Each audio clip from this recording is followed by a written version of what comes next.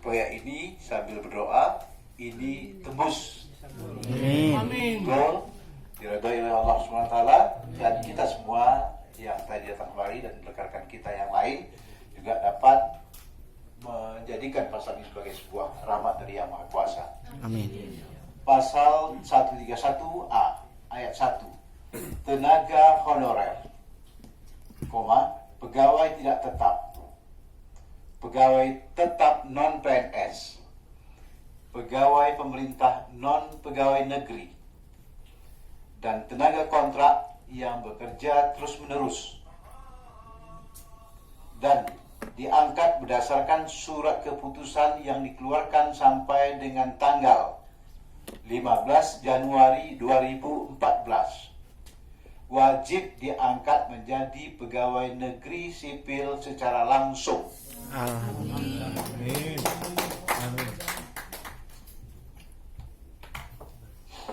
Saya terharu juga buat dengan memperhatikan batas usia pensiun.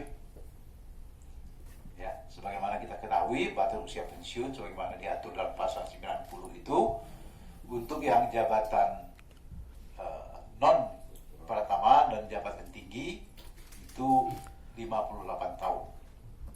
Jadi kalau bekerja ada di umur di atas 35, rasanya kan masih belum apa-apa. Karena batas yang itu adalah wajib diangkat menjadi PNS secara langsung dengan memperhatikan batas usia pensiun dalam kurung 58 tahun untuk jabatan administrator dan tentunya 60 tahun untuk jabatan pejabat tinggi sebagaimana dimaksud dalam pasal 90.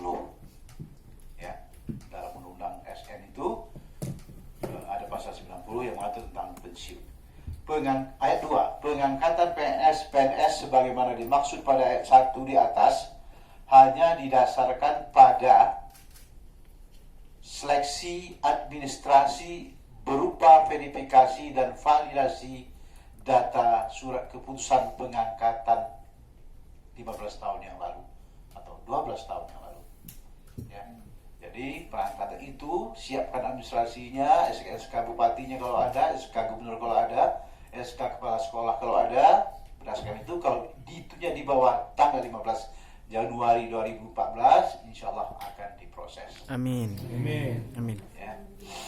Ayat 3, pengangkatan PNS sebagaimana dimaksud ayat 1 dilakukan dengan memprioritaskan mereka yang memiliki masa kerja paling lama serta bekerja pada bidang fungsional seperti sekarang ini, administratif dan pelayanan publik. Barangkali guru atau tenaga kesehatan atau tenaga peneliti fungsional lainnya. Itu yang diprioritaskan. Saya lanjutkan lagi. Pengangkatan PNS sebagaimana dimaksud pada ayat 1 dilakukan dengan mempertimbangkan masa kerja, gaji, ijazah, pendidikan terakhir, dan tunjangan yang diperoleh sebelumnya. Ayat 5, tenaga honorer, pegawai tidak tetap, pegawai tetap non-PNS, pegawai pemerintah non-pegawai negeri, dan tenaga kontrak diangkat menjadi PNS oleh pemerintah pusat. Ya. Dalam hal tenaga honorer, pegawai tidak tetap, pegawai tetap non-PNS, pegawai pemerintah non-pegawai negeri, dan tenaga kontrak tidak bersedia diangkat menjadi PNS sebagaimana dimaksud pada ayat 1, maka diangkat menjadi P3K. Oh, kalau ini saya lama berbantah ketika itu dibalik